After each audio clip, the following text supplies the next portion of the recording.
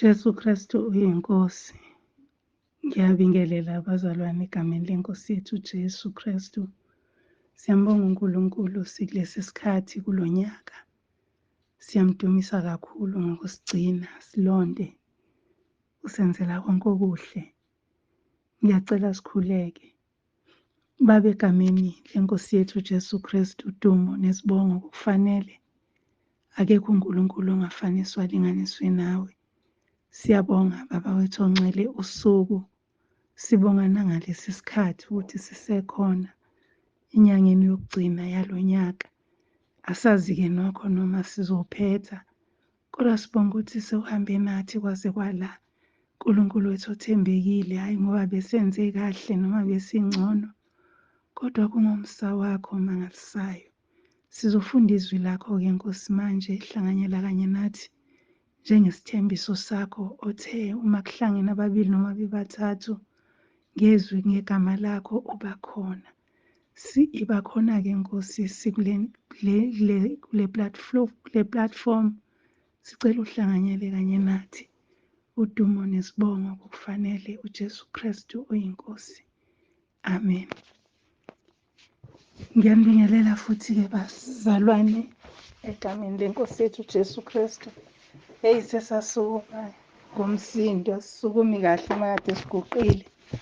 Ngiyacela-ke bazalwane namhlanje sizofunda incwadi kaJoshua. uJoshua chapter 1. Sifunda uverse 8. Ukhuluma-ke ngomgcina umthetho kaNkulunkulu, incwadi yomthetho. Ikhuluma ngencwadi yomthetho, angisaboni-ke sengivalile. Ikhuluma ngencwadi yomthetho, kodwa nje engifisa sikubuke ukuthi ukugcina umthetho kaNkulunkulu unesithembiso esingaguquki. Isithembiso uNkulunkulu asifezayo njalo njalo njalo. Esingapheli isithembiso sikaNkulunkulu. Sizofunda-ke bazalwane. Kunamanye amavesi nje sode siwafunda, kodwa sizofunda uverse 8 kuphela encwadini kaJoshua. Asifundeni-ke. Le ncwadi yomthetho mayingasuki emlonyeni wakho, kepha wozindla ngayo imini nobusuku, ukuba uqaphele ukwenza njengakho konke okulotshwe kuyo, ngokuba lapho uyakuhlahlamelisa indlela yakho, uphumelele kahle. Izwi lakho uNkulunkulu wethu khuluma ngalo, silalele uJesu Kristu oyinkosi. Amen. Nanti-ke ivesi kaNgcwele esizokhulumela phezu kwalo namhlanje, elithi asingayisusi le ncwadi yomthetho emlonyeni wethu. Kufundiwe, kwakhulunywa kakhulu, kwachazwa ngey'ndlela ey'hlukene. Kodwa uma ingasuki emlonyeni wethu, sithola okusha njalo. Sifunda okusha njalo uma incwadi yomthetho ingasuki kuthina. Kukhona ivesi elikhuluma ngokuthi niyalane nangamahubo nangey'hlabelelo. Ngike ngayicabanga leyo vesi emini ngenza imisebenzi nje yami. Ngiyacabanga ukuthi hawu, uma ngabe kuthiwa siyalane, akusho ukuthi eqinisweni soyala ngaso sonke isikhathi. Ngesinye isikhathi siyophana nje amavesi. Ngesinye isikhathi sifundelane nje. Ngesinye isikhathi sikhowuthe kumahubo, sikhowuthe ezwini lenkosi. Ngesinye isikhathi izimo zempilo yethu zisifake ekutheni asilisho ivesi. Ukhona amavesi owasho uma sekunzima ngempela, mhlambe wesaba, bese kuvele kuqubuke nje ivesi elithi uJehova umelusi wami, angikwesaba. Kanjalo nomunye umuntu mayeza kuwe ethi uyazi ukuthi ngiyesaba ukuthi nokuthi, ulithola seliphuma nje ukuthi uma ngabe uJehova esengumelusi wakho, awudingi ukwesaba. Siyalane ngamahubo nangey'hlabelelo. Nangamahubo nangey'hlabelelo. Ukusho nje ukuthi bala izibusiso zakho aziningi na. Amagama okufanele ukuthi awaphume emlonyeni wethu kunokuthi athi umuntu mayefika ezothi eyi nginenkinga ngihluphekile noma mhlambe ngiyazihluphekela. Sikukhonzile ukuthi sithi ngiyazihluphekela. Mhlawumbe umuntu athi ngiyazihluphekela bese uthi bala izibusiso, akuzibale nje ngazinye. Awubheke nje ukuthi bangakanani owazalwa kanye nabo, bangaki osababona besakhona, bangaki abaphilayo kahle njengawe, noma ziningi izibusiso. Singayalana ngamahubo nangempela nangezibusiso. Ingalokho namhlanje sifunda leli vesi elithi incwadi yomthetho ingasuki emehlweni akho, ayingasuki nje nasemlonyeni wakho, ayingasuki nje nasengqondweni yakho. Makuthiwa emehlweni kushiwo actually engqondweni, ayingasuki nje enhlizweni yakho lencwadi yomthetho. Akube yiyona ekulondolozayo ukuze uphumelele kahle. Manje ngiyayithanda le ndaba esikhuluma ngayo ukuthi ugcina imiyalo kaNkulunkulu kunesithembiso esingapheliyo. Isihloko sami sisho njalo. Uma ngabe le ncwadi usuyidla, umthetho kaNkulunkulu izohlala kuwe, uzoyiphila, uzukizwa kuphela kodwa uzoyenza. Uma ngabe usuyenza imithetho yaNkulunkulu, lithi izwi likaNkulunkulu, uzoba nokuphila okuphakade. Ngoba uzogcina konke akushilo, uzokwenza konke akushilo. La uhluleka khona akusiza, akuphakamise. La usukhathele khona akuthwale. La usuduka khona akubuyise. Ukugcina imiyalo kaNkulunkulu. Ngesinye isikhathi-ke asize singanaka ukuthi sesiyaphula imiyalo kaNkulunkulu, ikakhulukazi makubuywa emndenini yethu nasebantwaneni bethu, mhlambe nakubayeni bethu nasehlotsheni zethu. Singabe sisayigcina njengalokho sifanele ukuyigcina imiyalo kaNkulunkulu. Bazalwane, uthi umhlabeleli amandla ayatholwa ngokuhlala kuye. Uma sihlala kuye sizoba nawo amandla okumelana nayo yonke leyo moya esihlaselayo iqubuka ngaphakathi emndenini yethu. Uma thina sizogcina imiyalo yakhe, kusho ukuthi sihlala kuye naye uhlala kithi, sizokwazi ukuthi sinqobe isithembiso esikhulu sokugcina imiyalo kaNkulunkulu ukunqoba izwe. Isithembiso esikhulu uNkulunkulu asibekile ukuphila okuphakade. Uma usunqobele lizwe usuke usunokuphila okuphakade. Kanti uma ngabe izwe lisazokuthenga likushonise nale nale, uzoba isitha sikaNkulunkulu. Akunakwenzeka ukuthi uthobele uNkulunkulu ube uthobela nezwe. Lithi izwi likaNkulunkulu asikwazi ukukhonza amakhosi amabili. Kufanele sehlukanise bazalwane. Sibizelwe ekwehlukaniseni ukuthi lokhu okwasezweni, lokhu engizophila ngakho kuwumyalo kaNkulunkulu, kuwumthetho uNkulunkulu awumisile. Incwadi yomthetho le iyona ezongigayida, iyona ezongiqondisa endleleni. Uma kukhona ukudideka ngizovula kuyo. Sifanele-ke ukuba sithi uma ngabe sithi njengoba sithi singabantwana bakaNkulunkulu sikhetha uJesu, uma simthanda uJesu bese siyayigcina phela imiyalo kaNkulunkulu. Ngoba uJesu uze ukusifundisa imiyalo kaNkulunkulu, uze uzosicacisela. Sebekhulumile abaprofethi uNkulunkulu abathumile basixwayisa ngey'ndlela zonke. Kodwa uJesu uyacacisa, ingalokho ethi yena uyindlela neqiniso nokuphila. Kusho ukuthi uma ngabe uzohamba endleleni uzothola leli qiniso bese uyaphila, ukuphila okuphakade kukhona. Kodwa uma uzohamba ubuye ujike ushone eceleni, akunakwenzeka ukuthi ungakhonza amakhosi amabili.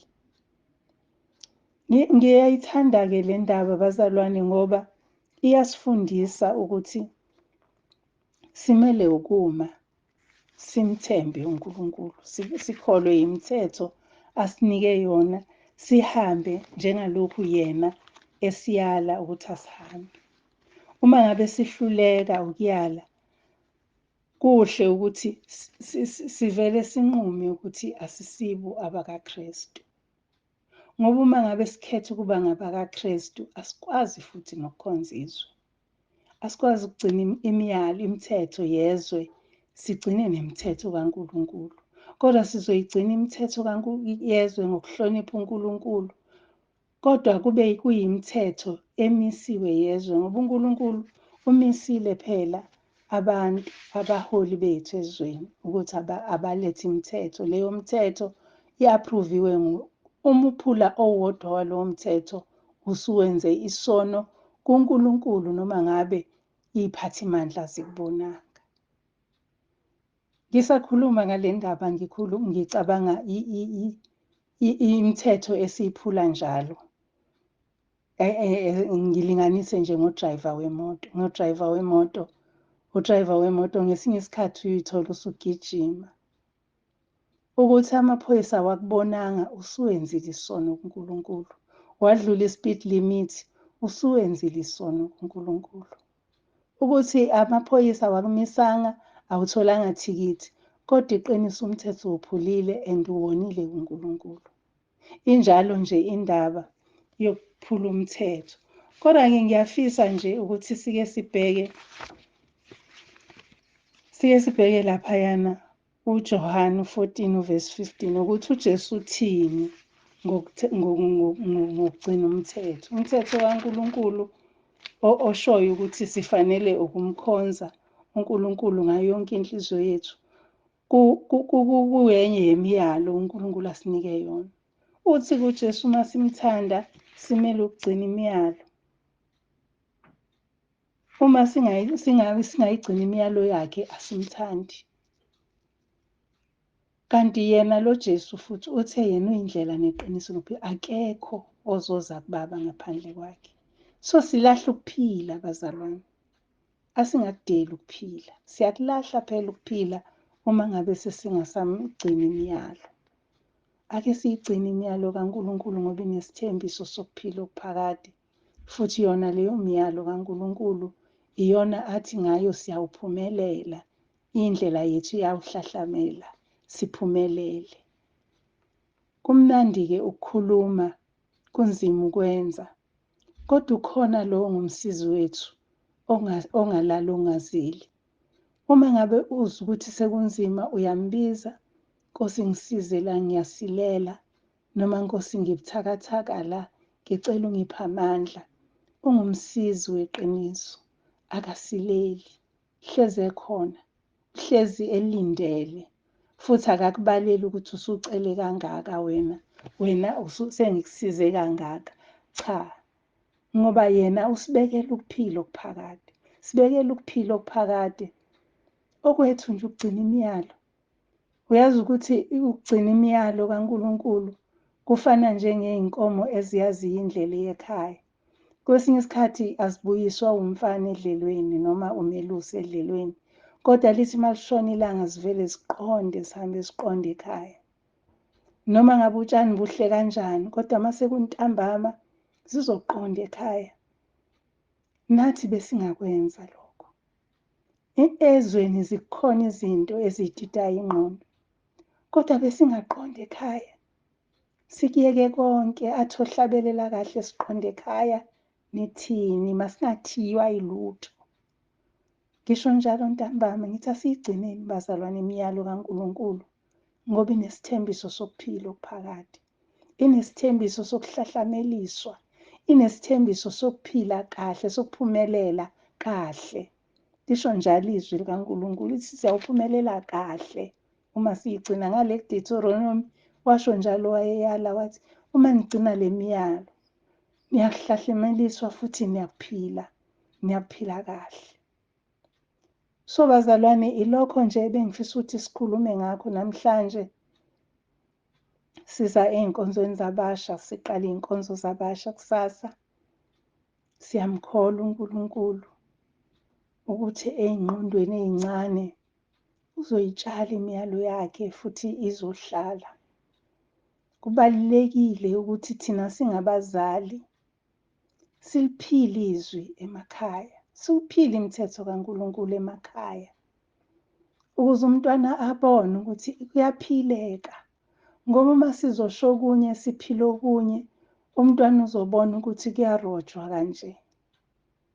Ngikhumbula ngiqala ukufundela umsebenzi, kwakukhona owayethi maye enza izinto azenze nge-experience, mina ngibe ngifuna ukuhamba ngencwadi.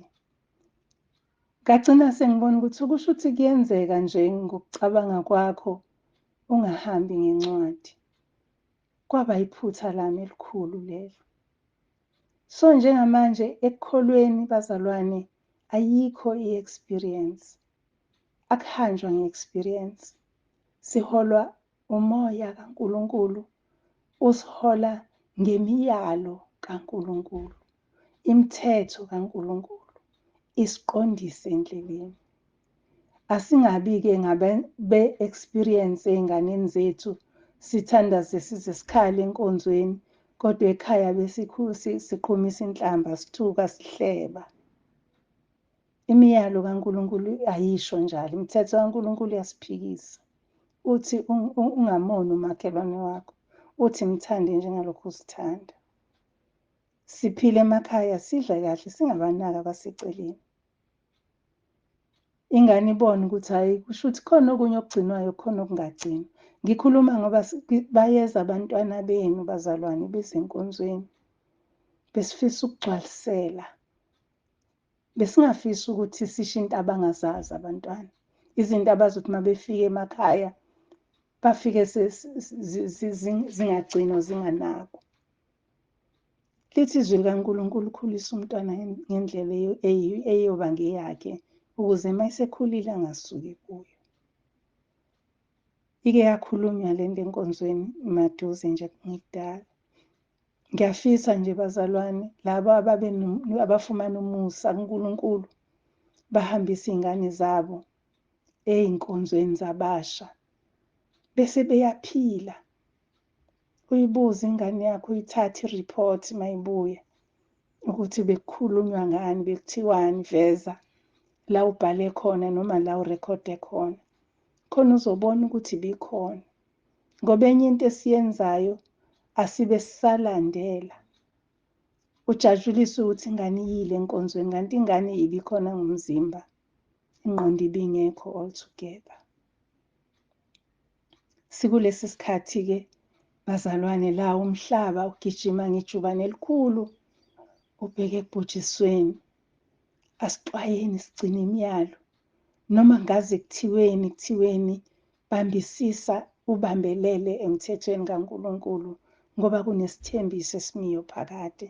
Siyambonga uNkulunkulu ngaleli thuba, siyamdumisa kakhulu nangaleli zwi lakhe. Ngiyazi ukuthi uzokhuluma ey'nhlizweni zethu sonke ngabanye, ngoba uma ngabe singezulalela namhlanje, kungenzeka singaphinde silithole elinye ithuba lokulalela.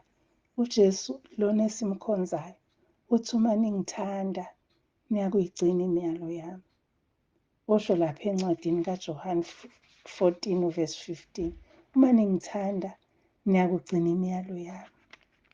Uma ngabe siyamthanda-ke uJesu, asiyigcineni nje imiyalo yakhe, kubonakala ukuthi siyaya ekuphileni, silwela izwe lesethembiso nathi, njengalokhu uJoshua wayekhuluma la, ekhuluma nabantu abathenjiswe izwe elisha, izwe elinoju ney'nyosi. Uma ngabe-ke sizokubhekisisa lokho, bese kuthi laphayana encwadini kaJakobe, uJakobe wokuqala, chapter 1 verse 25 wakhona, ukhuluma ngokubhekisisa. Uthi kepha obukisisa emthethweni opheleleyo wenkululeko, nohlala kuwo, engesiyozwayo nje akhohlwe, kodwa engowenzayo asebenze, lo uzoba ngobusisiwe ekwenzeni kwakhe. Bazalwane, muhle uNkulunkulu wethu ngoba khulumile ezwini lakhe. Wakhuluma mhlaba ungakasekelwa. Kuseyikho namanje. Kusazoba yikho kuze kube phakade. Asibambisiseni emthethweni, incwadi ingasuki. Singayishiyi le ncwadi yomthetho engasuki kithi. Noma ngabe uyalala, noma ngabe uthola ikhefana, noma ngabe uyahamba, kube khona okuvukayo kokudlile, ukuze siphile sibalekele ulaka oluzayo. uJesu Kristu uyiNkosi, make sikhuleke. Siyabonga Baba wethu omncane, Baba egameni leNkosi yethu uJesu Kristu, siyabonga izwi lakho nantambama akekho ofana nawe. Namanje Nkosi yamakhosi, sithi udumo lonke lungolwakho lukufanele. Busisa-ke Nkosi ubiyele abantwana bakho, abantwana abancane bazosuka emakhaya bageleze beze enkonzweni yabasha. Nkulunkulu wethu, isinkwa esihle ubalungisele sona sengathi bangasifumana. Imiyalo yakho ihlale ey'nhlizweni zabo, baphile ngayo ngoba kunesithembiso esingaguqukiyo. Siyabonga Nkosi, siyazi ukuthi uzobabiyela indlela yonke. Siyazi ukuthi futhi uzobathwala. Siyazi ukuthi futhi uzobavula ingqondo, uyiqoqe iy'ngqondwana zabo ey'ncane, uyithobisele ekulaleleni izwi lakho. Siyabonga Baba wethu ongcwele, ubusise nabazali abakwazile ukudedela iy'ngane. Nkosi, siyazi ukuthi bekuyintando yakho. Nalaba abangaphumelelanga, Nkosi, bekungakabi intando yakho. Siyamukela, silindela wena ngoba uNkulunkulu othembekile. Biyela bonke Nkosi abantwana bakho kulesi sikhathi sesiphithiphithi. Nkosi, ney'ngozi zibhukile. Baba wethu ongcwele, nokuyaluza kukuningi. Ngiyacela ubabiyela ababizwa ngegama lakho, ngoba wena Nkosi Jesu umeli omuhle, umeli osodela ukuphila kwakhe ngenxa yezimvu. Udumo lukufanele nezibongo zingezakho. uJesu Kristu uyiNkosi. Amen.